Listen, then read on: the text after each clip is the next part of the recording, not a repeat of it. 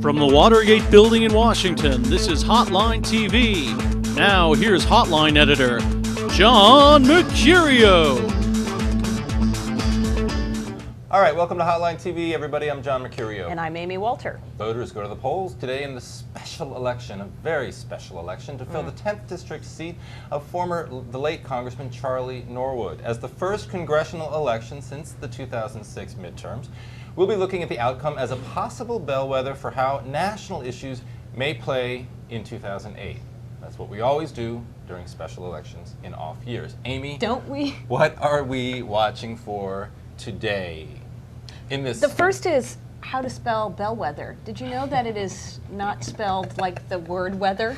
I just learned that recently. And it's all one word. It's all one too, word. Even all right, though so it's that's two separate words that you put together to make the word bellwether. Yes. So anyway, first of all, I think that's very important. Yeah, I totally agree. That's probably the most important thing about this race. It is, because there's really not much more to say about this race. We're all looking for that very special election that's going to give us some great insights into the next one. Now, the leaf of California, the very little leaf. This is a teeny twig of leaf, of a tea leaf, and the district is so Republican.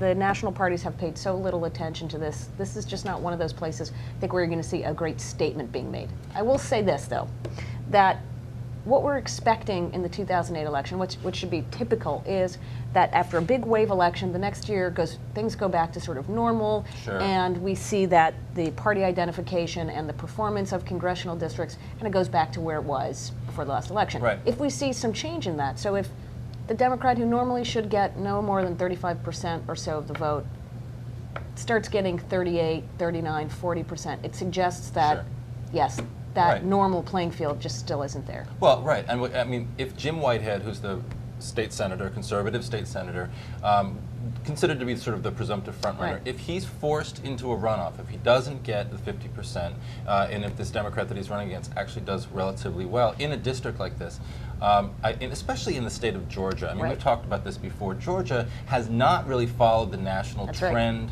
of being sort of strongly opposed to the war, strongly opposed to President Bush. Georgia sort of stuck out as one of the president's sort of strongholds, both on the war and in just sort of general popularity. If Whitehead isn't able to translate that into a relatively strong victory, I think that does say something. I mean, what we saw last year as a bellwether for the 06 midterms was California 50, the 50th congressional district where Duke Cunningham's seat was replaced. Francine Busby, the Democrat, actually gave Brian Bilbray a run for his money, and that gave us a little bit of an indicator of what we could expect in November.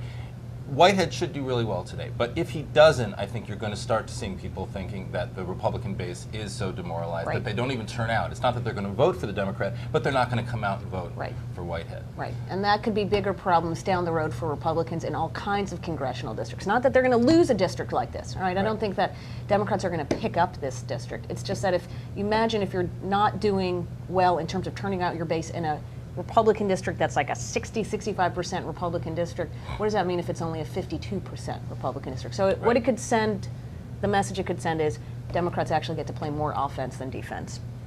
All right, we're out of time for today, but you know we're staying with this story all night long. Thanks for joining us on Hotline TV.